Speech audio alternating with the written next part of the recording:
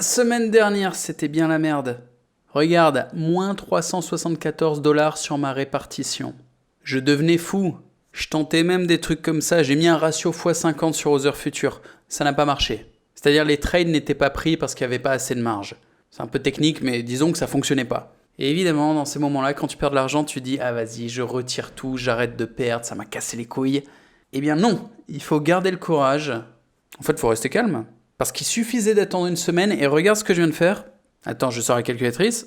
142 $ sur Black Gold, plus 504 $ sur Other Future, plus 88 $ sur Malik, plus 253 $ sur Nico Le Fou, ça nous fait 987 $.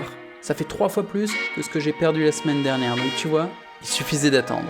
Ayo, burger on that beat, bitch. Rekta agad total na, daming perang bibilangin. Ngayon sila'y nangangamba, hindi sila makapantay sa amin. Du coup, je vais te parler des traders un par un. On va analyser un peu ce qui s'est passé, ce que j'en pense et comment je vais évoluer avec ces investissements. On commence par Black Gold qui a remplacé PulseFX. Alors l'un comme l'autre, c'est des robots. Tu sais que je me méfie des robots, mais PulseFX, il a mangé pas mal de drawdown, alors que Black Gold, pas du tout, il est plus propre. Tous les soirs, il ferme ses trades et il va pas très loin dans le drawdown. Là, on est sur le FX Book, c'est récent, hein, ça date de mars. Donc ça fait 3 mois à peu près, les chiffres sont ceux-là. 5% de profit en mars, mais il a commencé le 21 mars. Donc il a fait 5% en moins de 10 jours. Puis 8% en avril et 6% en mai. Et ce que j'ai fait, qui est peut-être un peu délirant, c'est que j'ai mis un ratio x5 sur Black Gold. Je pense que je vais augmenter mon dépôt. En début de semaine, j'étais à 2000 $. Et là, j'ai fait 142 $ de profit. Bon, mon dépôt de 2000 $, je vais le passer à 2500 $. Et le ratio x5, je ne sais pas si je vais le garder. Ça fait un peu singe. J'hésite, j'ai pas encore pris ma décision. Ensuite, Other Future.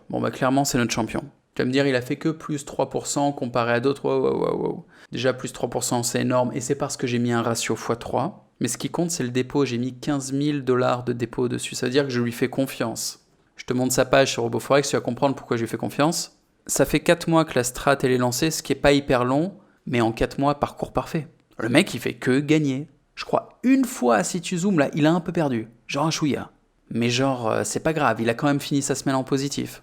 Et si tu regardes les drawdowns, au max, on est tombé à 1,5% de drawdown, ce qui est très peu. Et récemment, de nouveau, il y a eu un petit peu de drawdown, 1,5, mais ça reste pas énorme.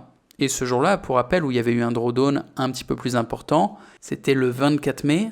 Et ce jour-là, il avait fait plus 2,54% de profit. Donc j'avais gagné 381 $ et certes, j'étais en ratio x3. Pour le coup, sur Other Future, je remets pas en question mon ratio x3. Je vais le garder a priori. Parce que je considère cette stratégie beaucoup moins risquée que Black Gold pour plusieurs raisons. La première, c'est que Other Future, c'est un trader, ce n'est pas un robot. On n'est pas sur le gold. Le gold est très volatile. Également, il y a plus de track record sur Other Future.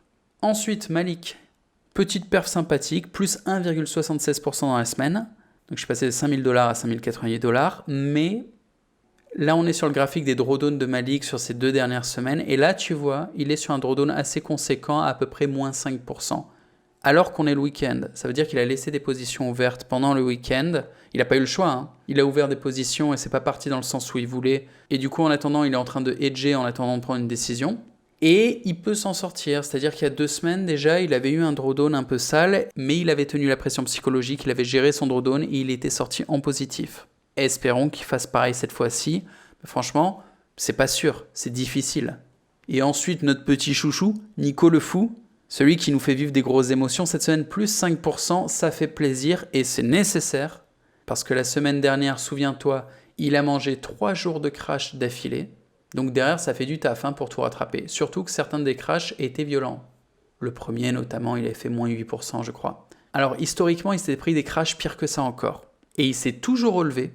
Je dirais même qu'il est toujours revenu plus haut. Il avait fait un premier pic à plus 58%, puis après, ça a crash, bababam, mais il a fini à plus 64%. De nouveau, il a crash, bababam, et il a fini à plus 66%. Et là encore, il a crashé. Et moi, ce que je crois, c'est qu'après avoir remonté 3 fois, il remontera une 4e, puis une 5e fois. C'est son style. Et là, concrètement, il a commencé il y a 4 mois et il est à plus 54%. Ça fait plus de 10% par mois. Donc certes, il y a des émotions. Ouais, mais le mec, il gagne du fric. Donc sur ma répartition actuelle, a priori, pas grand-chose à bouger. Black Gold, c'est quand même quelque chose d'assez nouveau. J'ai mis un ratio dessus parce que, je sais pas, ça m'a fait délirer, j'ai pas trop réfléchi, j'étais en mode singe, donc je t'encourage pas à faire pareil. Je pense même, comme je te le disais, que je vais réduire mon ratio sur Black Gold. C'est risqué, je pourrais avoir une mauvaise surprise. Et pour le reste, tranquille, je touche à rien. De manière générale, ce que j'observe, c'est que je deviens plus calme, surtout avec des traders que je connais. Je répète, la semaine dernière, c'était la merde, c'est Nico le fou qui avait beaucoup perdu. Au lieu de paniquer, de faire n'importe quoi, et j'ai touché à rien. Je me suis dit, ça fait 4 mois que je suis Nico, je lui fais confiance, je sais comment il trade. Là, il y a eu des pertes, et ben j'attends. Non, même mieux que ça, j'ai remis du fric dessus. Et je pouvais me permettre, parce que les mois précédents, il m'avait fait gagner de l'argent. Donc une part de ses profits que j'avais fait chez lui, je l'ai remis sur le compte. Et tandis qu'il fait sa remontée, je fais plus de profits avec ce que j'ai rajouté. Mais là, tranquille, j'ai rien à rajouter nulle part. Au contraire, je vais retirer mes profits, c'est-à-dire $142 sur Black Gold, $504 sur Other Future, $88 sur Malik, $253 sur Nico le Fou, donc je vais retirer $987, que je vais sans doute placer ailleurs sur d'autres tests parce que je suis constamment en train de tester diverses stratégies. Et toutes les infos sont sur mon Frog, en dessous d'OnlyBoss, Corda Cash. Tu cliques dessus, ça t'amène sur le groupe Telegram Imprime du Cash, un groupe qui est spécialisé là-dedans. Et c'est très actif. Hier, il y a eu plus de 40 commentaires sur les résultats du jour. C'est une journée normale, on a fait plus $133. Et tu vois, ça discute vraiment de manière intelligente. Là, on n'est pas sur des trucs de guignol ou je sais pas quoi, non, on est sur un broker sérieux, sur des traders. Enfin, ça commence à être pas mal. Bref, intéresse-toi, c'est important de savoir comment faire fructifier ton argent. Je te fais une bise, salut.